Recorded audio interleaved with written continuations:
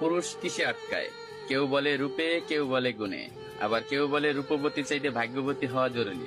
আবার কখনো কখনো তো এটাও শোনা যায় যে পুরুষ মায়ায় আটকায়। আসলে পুরুষ আটকায় কিসে? এক দেশের এক রাজা ছিল। তার এত ধন সম্পত্তি থাকা সত্ত্বেও তার জীবনে মনে হচ্ছে ভালোবাসার অভাব। তাকে একা একা বোধ হচ্ছে। তাই সে আর এক দেশের এক রাজকন্যাকে বিয়ে করে আনলো। বিয়ে করে আনার পরও তার মনে হচ্ছে তার জীবনে ভালোবাসার অভাব। সে আরো একটা বিয়ে করলো, কিন্তু তারপরও তার মনে হচ্ছে জীবনে ভালোবাসার অভাব। ভালোবাসার অভাব মিটাতে যাইয়া একটা না, দুইটা না, তিনটা না, সে 9টা দেশের রাজকন্যাকে বিয়ে করলো। তার এখন 9টা বউ। তারপরও তার মনে হচ্ছে জীবনে ভালোবাসার অভাব। এট লাস্ট সে তার প্রধান দাসীর প্রেমে পড়ে গেছে। 9টা বউ থাকা সত্ত্বেও রাজা যখন দাসীর প্রেমে পড়ে গেল, এটা সমাজ মায়া নিল না। তার বউরা তো একেবারেই নিল না। তার বউরা রাজাকে প্রশ্ন করলো, এমন কি জিনিস আমাদের ভিতরে নাই যেটা ওই দাসীর ভিতরে আছে?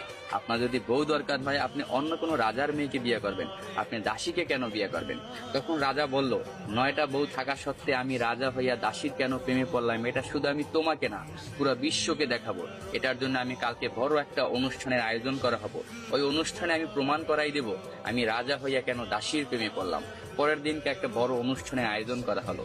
ওই অনুষ্ঠানে 10টা থালা ছিল। 10টা থালা 10 রকমের সম্পদ দিয়ে ভরপুর ছিল।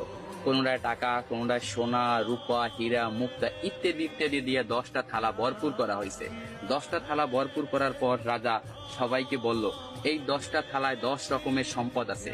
আমার 9 জন বউ এবং আমি যাকে ভালোবাসি আমার দাসী, এই টোটাল 10 জন। যে যে থালাটা ধরতে পারবে সেই থালার সম্পদ তার।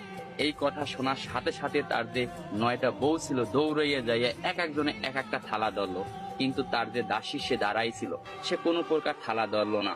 তখন রাজা প্রশ্ন করলো তার দাসীকে, কি হলো, তুমি সম্পদ কেন ধরলা না? আমি তো বইলাই দিছিলাম যে যে যে থালা ধরতে পারবে সেই থালার সম্পদ তার। তখন দাসী বলল, কে বললো আমি ধরি নাই? আমি তো আমার সম্পদ ধৈরেই দাঁড়াই রয়েছি। রাজামশাই, আপনি ভালো করে তাকাই দেখেন, আপনার জামা আমার হাতে ধরা। আমি আপনার জামা দইরা বইছি। আমার কোনো ধন সম্পদ চাই না, আমি আপনাকে চাই। আমি যদি আপনাকে পাই, এরকম ধন সম্পদের আমার অভাব হবে না।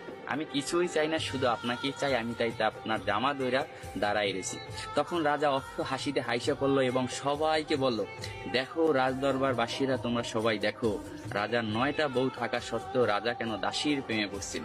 আসলে পুরুষ কখনো টাকা পয়সা, রূপ, যৌবনের মায়ায় পড়ে না। পুরুষ আটকে যায় নিঃস্বার্থ ভালোবাসা।